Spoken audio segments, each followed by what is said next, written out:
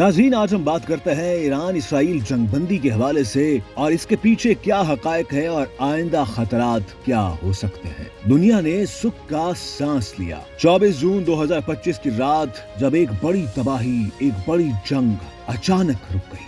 जी हाँ, ईरान और इसराइल के दरमियान जारी खौफनाक तनाज़े में जंग बंदी हो चुकी है, लेकिन ये जंग बंद कैसे हो गई? इसे रुकवाया किसने और क्या ये अमन आर्जी है या मुस्तकिल? आज की वीडियो में हम आपको बताएंगे ईरान इसराइल जंग की मुकम्मल कहानी, हमलों की तफसीलात, जानी और माली नुकसानात, जौहरी तबाही और आने वाले खतरात।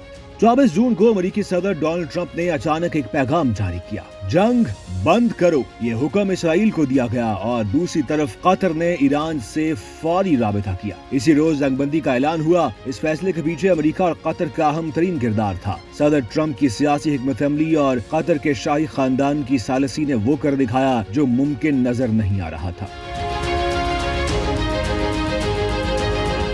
अब कुछ बात करते हैं जंग के आगाज के हवाले से। पहला हमला किसने किया? जंग की शुरुआत हुई 13 जून 2025 को। इसराइल ने ईरान के जौहरी साइंसदानों और अस्करी असासों पर एक बड़ा फजाई हमला किया। इस हमले में ईरान के आला जनरल, साइंसदान और इंटेलिजेंस हुक्काम मारे गए। जवाब में ईरान ने 150 बैलिस्टिक मिसाइल और 100 से ज्यादा ड्रोन इसराइल पर दाग दिए। ये जंग सिर्फ गोलियां नहीं बल्कि टेक्नोलॉजी, साइंस और तबाही का वो खेल बन चुकी थी जो पूरे मशरक़ वुस्ता को लपेट में ले सकता था। ईरान ने इसराइल के शहर बेयरशेबा और अस्पतालों को निशाना बनाया, जिसमें दर्जनों लोग हलाक और सैकड़ों जख्मी हुए। जवाब में अमेरिका ने खुद मैदान में कदम रखा। 21 जून को ऑपरेशन मिडनाइट हैमर के तहत अमेरिकी जंगी तैयारों ने ईरान की 3 बड़ी जौहरी तंसीबात फर्डो, नतंज और अस्फहान पर बंकर बस्टर बम गिराए। यह हमला ईरान के न्यूक्लियर प्रोग्राम पर कारी ज़र्ब था। बैनुल-अक़वामी एटमी इदारे IAEA ने इन हमलों को इंतहाई शदीद करार दिया। फर्डो का मरकज ज़ेरे ज़मीन था, मगर बमबारी ने तहखाने तक सब कुछ तबाह कर दिया। नतंज और अस्फहान की तंसीबात भी बुरी तरह मुतासर हुई।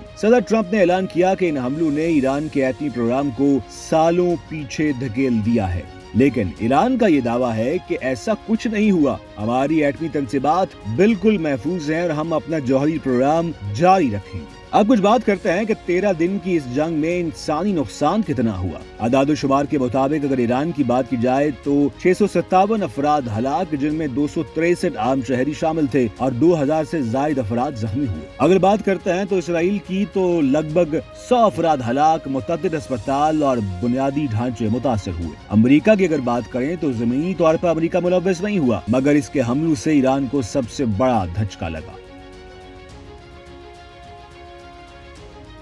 अब कुछ बात करते हैं जंग बंदी की। अचानक जंग बंदी हुई। डोनाल्ड ट्रंप ने अचानक कुछ ट्वीट्स किए और सीज फायर का ऐलान कर दिया। लेकिन आखिर सवाल ये है कि ये जंग बंदी कब तक रहेगी? जंग तो रुक चुकी है, मगर दोनों तरफ बंदूकें तो तनी हुई हैं। जंग रुकी है, तनाजा नहीं हल हुआ। तनाजा अब भी वैसा ही है। इसराइल और ईरान अब भी एक दूसरे के दुश्मन ही हैं और अब भी ये दोनों रियासतें एक दूसरे के खिलाफ मुख्तलिफ अंदाज में कार्रवाई करती रहेंगी। ईरान ने कहा हमारा हाथ अब भी ट्रिगर पर है और इसराइल ने खबरदार किया कि अगर दोबारा हमला हुआ तो तेहरान को भरपूर जवाब मिलेगा। तो आखिर इन हालात में ये सवाल बड़ा अहम है कि ये अमन कितना पायदार होगा, मगर इस सवाल का जवाब कोई नहीं जानता। अब कुछ बात करते हैं मुस्तकबिल के लाहे अमल की। कतर एक नया अमन मुआहिदा तैयार कर रहा है। कतर का किरदार पहले भी बड़ा अहम रहा है और ये भी कहा जाता है कि ये जो मौजूदा सीज फायर है, इसमें वहाँ के अमीर ने अहम किरदार अदा किया है और ईरान को डोनाल्ड ट्रंप के कहने पे सीज फायर पर राजी किया है। अमेरिका इस खित्ते में अपनी ताकत का भरपूर मुजाहरा कर चुका है। ऐसा लगता है कि अमेरिका जो चाहता है वो हो जाता है। इस जंग के दौरान भी हमने देखा कि अमेरिका ने न सिर्फ फजाई एयर स्पेस इस्तेमाल की, बल्कि पहले से मौजूद मशरक़ वुस्ता में अपने अमेरिकी एयर बेसेस पर भी कदम जमाए। ईरान शायद कुछ अरसे तक खामोश रहे,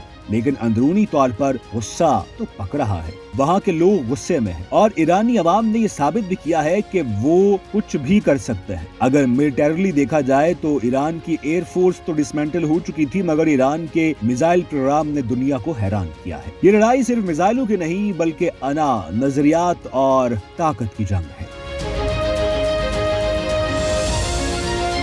अब सवाल यह है कि क्या ये जंग वाकई खत्म हो चुकी है या सिर्फ एक वक्फा है? क्या हम किसी बड़ी आलमी जंग के दहाने पर पहुंच चुके हैं या अकल से तबाही को रोक लिया गया है? اس کا فیصلہ تو وقت ہی کرے گا۔ آپ کی کیا رائے ہے؟ آپ کیا سمجھتے ہیں؟ کیا ایران دوبارہ حملہ کرے گا؟ کیا اسرائیل خاموش بیٹھا رہے گا؟ کامنٹس میں ضرور بتائیے گا۔ اگر آپ کو یہ ویڈیو معلوماتی لگی ہو تو اسے لائک کریں، شیئر کریں اور چینل کو سبسکرائب کرنا مت بھولیے گا۔ اب یہاں کچھ بات کرتے ہیں پاکستان کے حوالے سے۔ پاکستان نے پچھلے 2 مہینوں میں بہترین سفارتکاری کی ہے اور کچھ لوگ یہ بھی کہہ رہے ہیں کہ پاکستان کے 2 بڑے دشمنوں کو ان 2 مہینوں میں مار پڑی ہے۔ ایک تو بھارت کہ جس کا بھرکس پاکستان نے خود نکالا ہے، اور ایک اسرائیل کہ ایران نے جس کو حیران کیا ہے، چونکہ وہ اسرائیل جو اس سے پہلے فلسطین کے نہتے عوام پر بمباری کرتا تھا اور جواب میں کوئی خاطر خواہ مزاحمت کا سامنا نہیں کرنا پڑتا تھا، اس اسرائیل سے اس طرح کے مناظر سامنے آئے کہ ایسا لگتا تھا کہ نہ صرف لوگوں میں خوف و ہراس ہے بلکہ وہاں پر آئے روز میزائل داغے جاتے رہے اور اسرائیل سے مسلسل دھواں اٹھتا رہا۔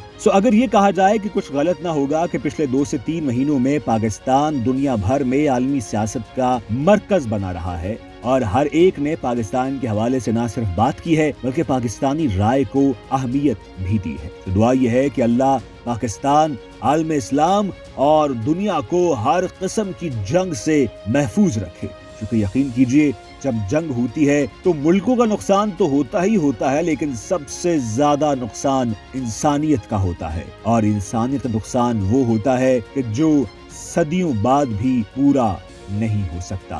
اسرائیل اور ایران کو تحمل کا مظاہرہ کرنا ہوگا، مسائل کا حل نکالنا ہوگا اور کوشش کرنی ہوگی کہ یہ مسئلہ حل ہو اور دنیا امن کا گہوارہ بن سکے۔